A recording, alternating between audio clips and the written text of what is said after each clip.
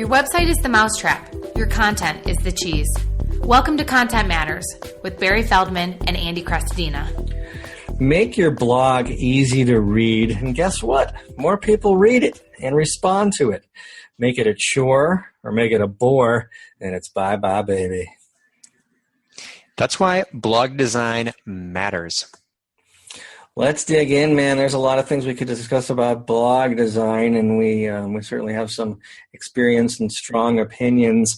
Where should we begin? Should we go down the page? Yeah. Let's go through. We got a lot of things here. We're going to cover them fast. This is all about the design, the layout, the creative piece, the wrapper that goes around all the content that we're going to make. That's that section on your site. That's kind of the beating heart, the pulse, where you keep publishing more and more. But where does it go into? So take it from the top, Barry. What's the first most visually prominent thing on the blog?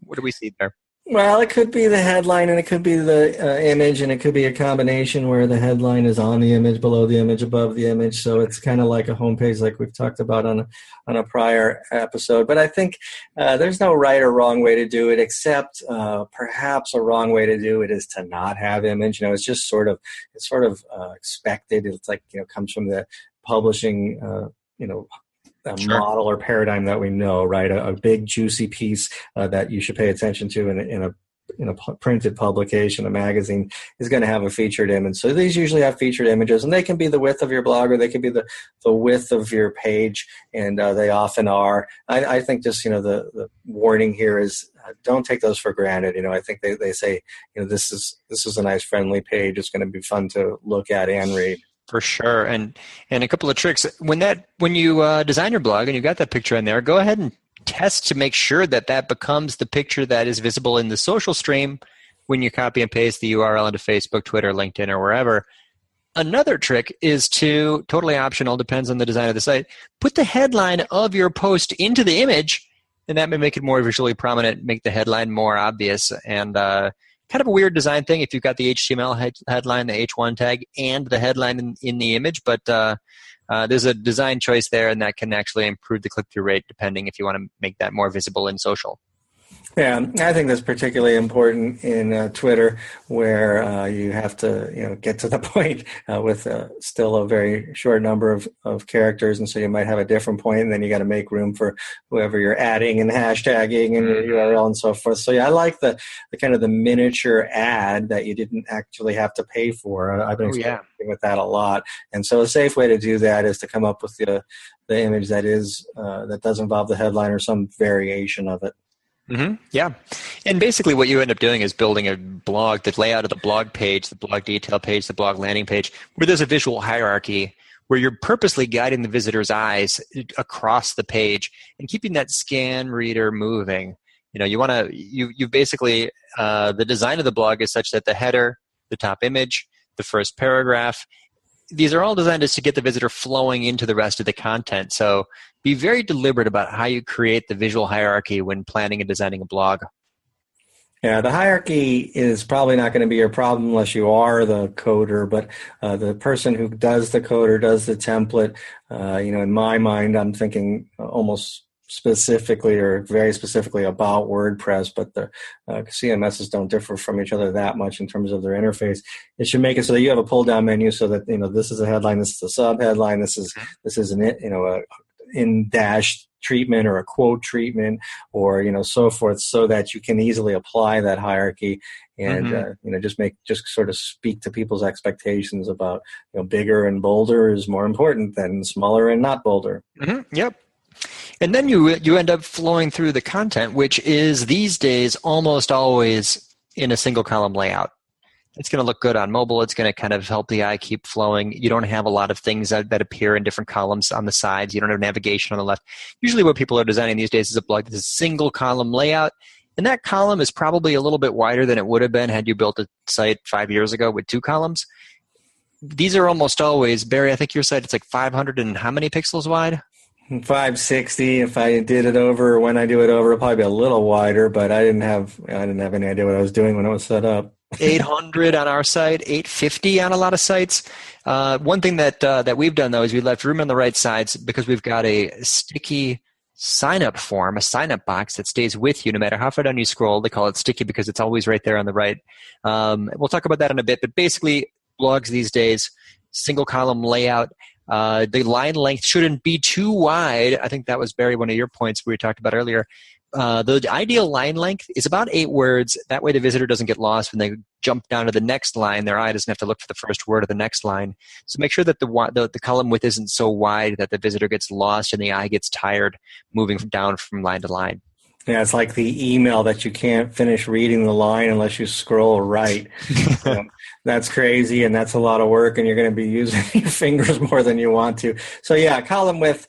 I guess you could say, are we talking about the layout or the copy or the layout of the copy? It certainly would be crazy to have more than one column of copy like you might see in a magazine. So it should be one column of copy. And then I think it's debatable whether the sidebar died or not. I think in some industries that 50% or more of your readers are going to be doing it on a device, and therefore seeing the responsive version as it shrinks in width to accommodate a tablet or a phone.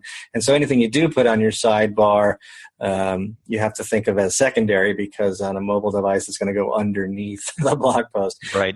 So the single column width thing is becoming popular. I don't know that it's perfect, but it's certainly the way to make it look a lot more similar across devices. Mm-hmm, yeah. And then the blog design these days, to keep that scan reader moving, is going to include, in a lot of cases, multiple images. I highly recommend putting more than one image in each of your posts. And Barry, you've been doing this forever. We've got a way to keep the visitor from ever hitting that desert of text, that super long blocky page. We don't want there to be any scroll depth on your blog where there's nothing but huge, dense paragraphs. That's a very bad thing for your readers. It's not going to keep them there on the page for long. So we recommend multiple images. We recommend short paragraphs.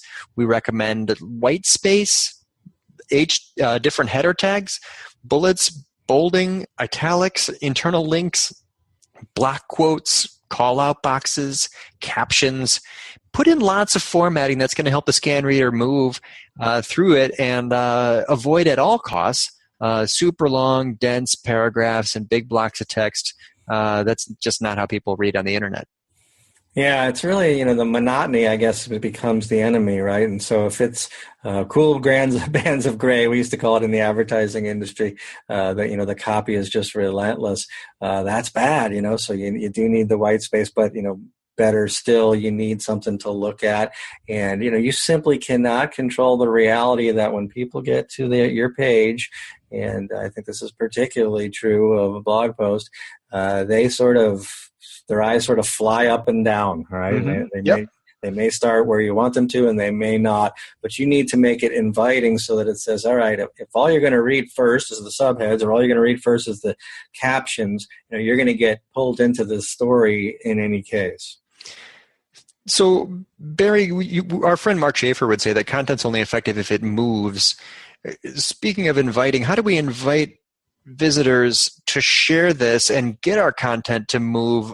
How do we trigger those psychological responses that get our audience to share it with their audiences? What about blog design can affect the sharing?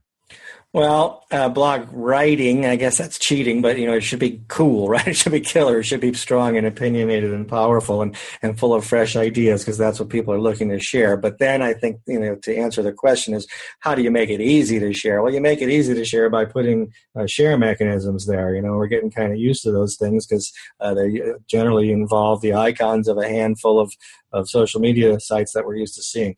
And so those can go horizontally above, they can go horizontally below, or both. My favorite is for them to go vertically wherever you go, and you'll see that from lots of different aftermarket products like Add This and SumoMe and so forth. So it's not hard to do that. You have to make the call whether you want the share counters to be on or not, and whether you want them to be on or not. Twitter's sort of making that difficult on you by dropping the share counters. But that's one thing. Telling people to share is one thing. Providing them click to tweets, those are aftermarket products, usually free, that you say just click here and this is exactly what you'll share. You'll see pin it buttons now if people are trying to grow their social reach through Pinterest. And so it's not a complete list, but basically really the answer, I think, is make it obvious and make it easy. Yeah, and a couple of further tips. We know from research that there isn't a strong correlation between reading and sharing. So it's totally possible that people will share just based on the headline, that people will share without having read the post. So you've called me out on this before. We're redesigning our blog at this moment, actually, and making sure the share buttons are up at the top as well as at the bottom or on the side, just that they're prominent, like you said. But up high, don't expect people to have to get to the bottom before they share. Yeah, well, if you make me go find it, I might not want to. Right.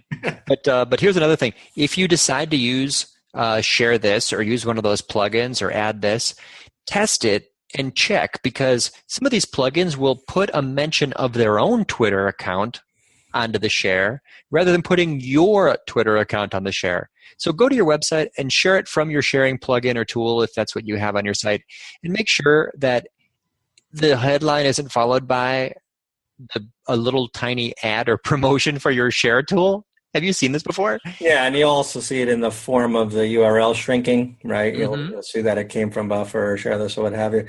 And then also, this is not just the tool, but the tool and how it's configured will affect the shares too. Sometimes it draws blank. Sometimes it draws the headline. Sometimes it draws the first line. And so what do they call that? Like if you're optimizing that specifically for Facebook versus specifically for LinkedIn, is it the metadata or something?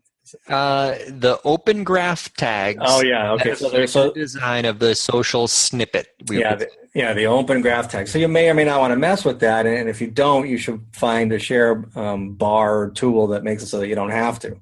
Yeah, just talk to your developer and make sure, of course, not to use share buttons that show the numbers if your sharing is low, because social proof goes both ways, and you don't want zeros there, which would tell a visitor that your content is unpopular, discouraging further sharing. Well, I always tell my clients this, then turn the counters on. It's going to be with some trepidation if they say 0, and don't let them say 0. Go to the website and share it. Share it once. Good one. What else do we got? What do you put at the bottom? I think you should invite people to comment. Not everybody agrees anymore, and certainly it comes with the risk of spam and communications problems. It increases the responsibility of the blogger to get back there and answer questions. But I think the newer you are to blogging, the more important it is to treat it as a social media and a potential dialogue. So I would definitely put a comment stream there, invitation of some sort that can be done with Facebook. I'm partial to Discuss, I guess it's called. Mm-hmm. And Livefire is kind of a cool one. I was watching a Jeannie host a chat, much like a Twitter chat, in the comment stream with her guest Ann Hanley. I thought that was wild. I didn't even know you could do that. Mm-hmm. So that goes at the bottom. Discuss comes with a suggestion tool. So I think suggestion tools, you have that. You have some people might treat that as a sidebar. Here's our recent post. Here's our popular post. Here's our on-topic post. Here's our post by authors. But certainly somebody that's got to the bottom of your blog post did what you wanted them to do. Mm-hmm. They enjoyed themselves. Ask them to stick around. Ask them to do something, which might include keep reading. Mm-hmm. Ask them a question. Show them related posts. Suggest that they comment. Suggest that they add to your post. Suggest that they share something with the rest of the readers. Yeah, I think that blogs are too often dead ends, and it's not so much about the design or programming of the blog itself, but the writers can make sure that the content does something at the end to at least suggest a subsequent call to action, like a subscribe, a follow, a share, some kind of trigger, because in the end we want to turn this visitor from just a visitor into something more, into a fan, a follower, a subscriber, a commenter, someone who's engaged. A contributor to your bank account. Should a blog have a search mechanism? If you've got a body of work there, and you've got a high percentage of visitors who are repeat visitors, it can make sense. I think that search tools are partly a function of how much there is. You don't need a search tool if you don't have a lot of stuff. I think there are people with tiny little sites that ask for search tools, and you wonder what people might be searching for. On the other hand, any search tool is a chance to listen. If you have analytics set up properly, you can see what phrases people are typing into your search box, which is going to give you some ideas on what to help people find, what to write more about. what to go deeper on as topics. So it depends. If you're new to blogging, probably not. If you've got a bunch of stuff, if you're a multi-author blog, if you've been publishing for a while, I'd say probably yes. Yeah, I think so. I like to get to blogs, assuming that we're now talking about those that have years worth of blog posts on them, where I can find the topic, even more specifically than perhaps the categories, and perhaps by author. Mm-hmm. Sure. Yeah. You could make sure that search tool is set up to search the various different fields that might appear inside the CMS where the blog is living, is published from. But yeah, for sure. And at the very bottom, of course, wrapping up, we want to make sure that, speaking of author, that you talk a bit about who it was, that the social information for that person, the buyer, or the bio information, so that basically anyone who's interested in the person can dig deeper. You can also give some attribution. It's going to be a little bit of a tastier offer when you solicit content from guest contributors. Yeah, at the bottom, at the top, on the side, wherever. Don't leave out the author bio. That drives me nuts. It's just, from the anonymous voice of a company. That doesn't work for me, and it kind of just, runs counter to the whole idea of blogging and social media in general. Yeah. So I'd like to see your face. Yeah, sometimes I'm not that annoyed if it's abbreviated and it causes me to click through, because then you see a nice collection of stuff that person has contributed for that blog, if it's a multi-author blog. So yeah, but yeah, certainly you mentioned that it's more it's more interesting to the blogger himself or herself if they're featured there, right? Sure. Yeah. I think that blog content is social media content, and if you want to be social, be human, and the bio is where you're really talking about that human. What about the URL? Should we get into that? It's not exactly designed, but you have to I'll have one. Give it to you. Here it is, super brief. The worst place for a blog on the internet is on a separate domain. Your website.com or your web, brandblog.com would be a totally different place. A better place for it is at a subdomain like blog.website.com. But the very best place for your blog is going to be website.com/blog. So not a separate domain, not a subdomain, but in fact a directory. It's on the main root. It's hanging off the root there at /blog, which makes it it's a little bit more search friendly, and it's a lot easier to measure results in analytics. And then also, I'd avoid using that WordPress configuration that puts everything at a date. Blog /2016/9/9/blog post name. That's ridiculous. You don't want the URL structure to include the date. You want your URL structure to have few slashes and a descriptive title. You want it to be short and descriptive with few slashes. So that's my advice for blog, for kind of the spine, the structure that goes behind your whole website, your CMS configuration. There's a tiny bit there about URL best practices. Yeah, WordPress is going to snag your headline or your title tag and make that the default. So you have to go make an effort to go back and take out the not so important words, usually the prepositions and so forth. Mm-hmm. Yep, keep it short. So it's time. Mousetraps and cheese. For some mousetraps and cheese. Okay, so I write, and a lot of people write long blog posts, and those don't really work that well if all they are is long blog posts. And so, like we talked about in terms of making the presentation of your work visually friendly, if you know that you've got a 10-chapter piece, get 10 images, get 10, I just did one where I basically repeated the same trick such that it basically looked like a banner ad, but they were chapter headers. I've seen it such that, like Compose put up one today that's this brilliantly long piece of work where it's chapterized such that you can, access jump links to go to the point that you want, but you can do that with like little tiny tiles or cards. So one way or another, if you're going to make a long blog post, make it chapterized so it's easily skimmable and easily navigatable. Thank you. That was great. And here's a mousetrap tip, conversion tip that is, and this is how to get more action from the same number of visitors on your site. That email sign-up form that you've got on your blog, I recommend optimizing that for conversions by including the 3 Ps.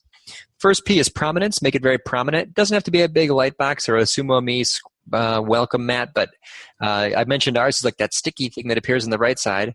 If nothing else, just make sure that it's using color to draw attention to the eye and that your sign-up box is very visually prominent. The second P is promise. Tell people what they're going to get. What's your topic? Tell them. Don't just say email sign up. Tell them what kind of advice you're going to offer them, what kind of information or news you're going to be sending to them, and how often. Promise them a certain frequency. You're making an appointment to meet with this subscriber every so often, and tell them if it's weekly, monthly, how often they're going to get it. The third P is proof. Give people some evidence that other people have done this before. So tell them the number of subscribers. If you've got hundreds or thousands of subscribers especially, you can put that number right there, and it shows other people do it. The point of social proof is to make anything other than doing the desired action seem weird. So you want to kind of get the bandwagon effect or the conformity bias in action. If you don't have a lot of subscribers, you can at least just use a single quote testimonial from your mom, who is your only subscriber, or whoever is subscribed to this thing. Just a quick thank you that you scraped off of a social media post, or just ask a friend to write a quick bit of evidence to show the visitor that there is at least someone else who subscribes and reads your content and that they like it. Put your name here and become the second smart person to subscribe.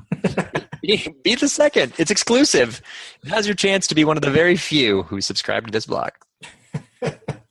All right, let's talk to an expert on this topic. Yeah, let's ask another expert. I've got someone else here in mind. We're going to ask Rebecca Gill from Web Savvy Marketing, who designs tons of blogs on the Genesis platform, which she recommends.